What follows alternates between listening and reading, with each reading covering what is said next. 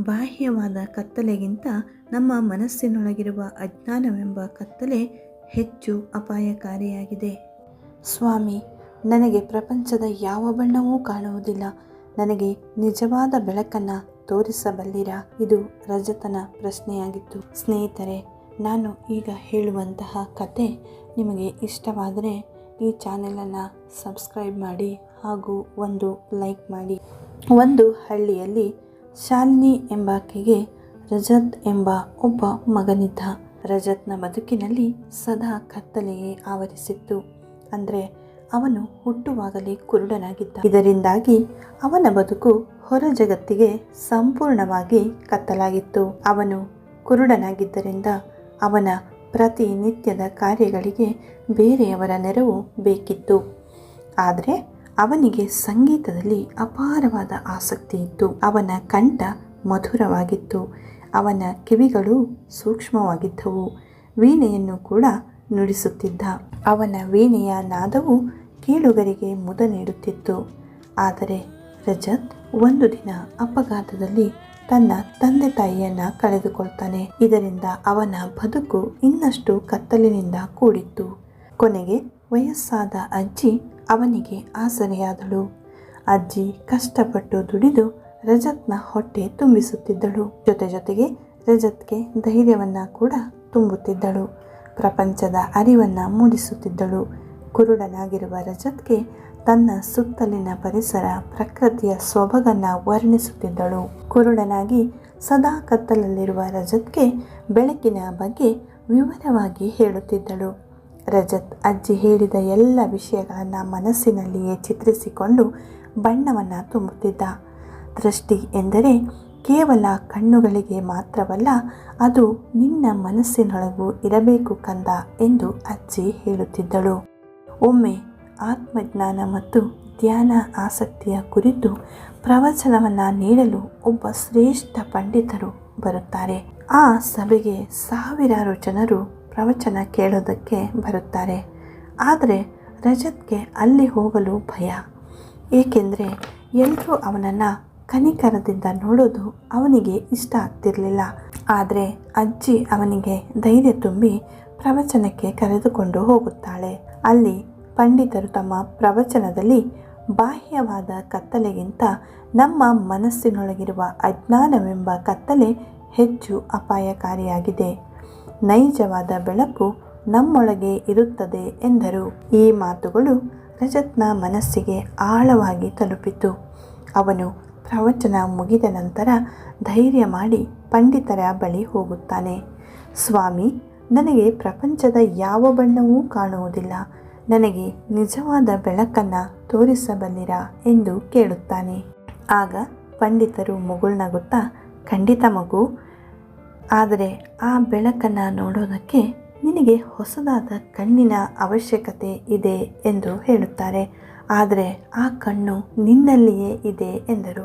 ಪಂಡಿತರು ರಜತನ ಒಳಗಿರುವ ಶಕ್ತಿಯನ್ನು ಗುರುತಿಸಿ ಅವನಿಗೆ ಇನ್ನಷ್ಟು ಆಳವಾಗಿ ಧ್ಯಾನದ ಮೂಲಕ ಮನಸ್ಸನ್ನು ಕೇಂದ್ರೀಕರಿಸಲು, ಸಂಗೀತ ಅಭ್ಯಾಸ ಮಾಡಲು ಹಾಗೂ ಶಬ್ದಗಳ ಮೂಲಕ ಜಗತ್ತನ್ನು ಅನುಭವಿಸಲು ಕಲಿಸುತ್ತಾರೆ. ಅವರೇ ಅವನಿಗೆ ಗುರುಗಳಾದರು. ಹೀಗೆ ದಿನ ಕಳೆದಂತೆ ರಜತ್ ಮುಂಜಾನೆ ದೀರ್ಘವಾದ ಧ್ಯಾನದಲ್ಲಿ ಕುಳಿತುಕೊಳ್ಳುತ್ತಿದ್ದ. ಹೊರಗಿನ ಪ್ರಪಂಚವನ್ನು ಮರೆತು ತನ್ನೊಳಗಿನ ಆಲೋಚನೆಗಳನ್ನು, ಭಾವನೆಗಳನ್ನು, ಶಬ್ದಗಳನ್ನು ಕೇಳಿಸಿಕೊಳ್ಳುತ್ತಿದ್ದ. ಸಂಗೀತವೇ ಅವನ ಪ್ರಪಂಚವಾಯಿತು. ಅವನು ವೀಣೆಯ ನಾದದಲ್ಲಿ ಪ್ರಕೃತಿಯ ಕಲರವ, ಹಕ್ಕಿಗಳ ಚಿಲಿಪಿಲಿಯನ್ನು ಪ್ರತಿಧ್ವನಿಸುತ್ತಿದ್ದ. ಹೀಗೆ ದಿನ ಕಳೆದಂತೆ ರಜತ್ನ ಸಂಗೀತಕ್ಕೆ ಅಪಾರವಾದ ದೈವಿಕ ಸ್ಪರ್ಶ ಬಂದಿತ್ತು. ಅವನ ಸಂಗೀತ ಭಾವನೆಗಳನ್ನು ಬೆಸೆಯುವಂತಿತ್ತು. ಕೇಳುಗರ ಮನಸ್ಸಿಗೆ ಮುದವನ್ನು ನೀಡುವಂತಿತ್ತು. ದುಃಖವನ್ನು ಮರೆಯುವಂತಿತ್ತು. ಒಂದು ದಿನ ಅವನ ಗುರುಗಳು ದೊಡ್ಡದೊಂದು ಸಂಗೀತದ ಸ್ಪರ್ಧೆಗೆ ಒತ್ತಾಯ ಮಾಡಿ ಅವನನ್ನು ಭಾಗವಹಿಸುವಂತೆ ಹೇಳ್ತಾರೆ. ಆದರೆ ಕುರುಡನಾದ ರಜತ್ ವೇದಿಕೆಯ ಮೇಲೆ ಹೋಗುತ್ತಿದ್ದಂತೆ ಜನರ ಅಪಹಾಸ್ಯದ ಮಾತುಗಳು ಶುರುವಾದವು. ಆದರೆ ರಜತ್ ಇದೆಲ್ಲವನ್ನು ಕೇಳಿಸಿಕೊಂಡರೂ ಕೂಡ ವಿಚಲಿತನಾಗಲಿಲ್ಲ. ಅವನು ವೀಣೆಯನ್ನು ಕೈಗೆತ್ತಿಕೊಂಡು ನುಡಿಸಲು ಪ್ರಾರಂಭಿಸಿದ. ಅವನ ವೀಣೆಯಿಂದ ಹೊರಹೊಮ್ಮಿದ ನಾದಗಳು ಅರಳುತ್ತಿರುವ ಹೂವುಗಳಂತೆ ಆಕಾಶದಲ್ಲಿ ಹಾರಾಡುವ ಹಕ್ಕಿಗಳಂತೆ ನಿಷ್ಕಲ್ಮಶ ಪ್ರೀತಿಯಿಂದ ಕೂಡಿತ್ತು. ಇದರಿಂದ ಇಡೀ ಸಭೆ ನಿಶ್ಶಬ್ದವಾಯಿತು. ಕೇಳುಗರೆಲ್ಲ ತಮ್ಮ ಸಮಸ್ಯೆ ಮರೆತು ಸಂತೋಷದಲ್ಲಿ ತೇಲಾಡುತ್ತಿದ್ದರು. ಆದರೆ ಆ ನಾದ ಕೇವಲ ವೀಣೆಯ ನಾದವಾಗಿರದೆ ಒಬ್ಬ ಕುರುಡನ ಮನಸ್ಸಿನಿಂದ ಹೊರಬಂದ ಬೆಳಕಿನ ದಿವ್ಯ ಶಕ್ತಿಯಾಗಿತ್ತು. ಎಲ್ಲರೂ ಎದ್ದು ನಿಂತು ಗೌರವದಿಂದ ಚಪ್ಪಾಳೆಯೊಂದಿಗೆ ಕೇಕೆಯನ್ನು ಹಾಕಿದರು. ಇದು ರಜತನ ಜಯವಾಗಿತ್ತು. ಅವನು ಸ್ಪರ್ಧೆಯಲ್ಲಿ ಜಯಗಳಿಸಿದ. ಆಗ ಒಂದು ಮಗು ರಜತನ ಬಳಿ ಬಂದು, ಅಣ್ಣ, ನೀವು ಕುರುಡರಾದರೂ ಸಂಗೀತಕ್ಕೆ ಜೀವವನ್ನು ತುಂಬಿದ್ದೀರಿ. ನಿಮ್ಮ ಪ್ರಪಂಚನೇ ಸುಂದರವಾಗಿದೆ ಎಂದನು. ಆಗ ರಜತ್ ನಗುತ್ತಾ, ಪುಟ್ಟ, ನಾನು ಹುಟ್ಟಿನಿಂದಲೂ ಕುರುಡ. ನನಗೆ ನಿನ್ನಂತೆ ಹೊರಗಿನ ಬೆಳಕು ಕಾಣುವುದಿಲ್ಲ. ಆದರೆ ಮೊದಲು ನಾನು ಪ್ರಪಂಚನೇ ಕತ್ತಲೆ ಅಂದುಕೊಂಡಿದ್ದೆ.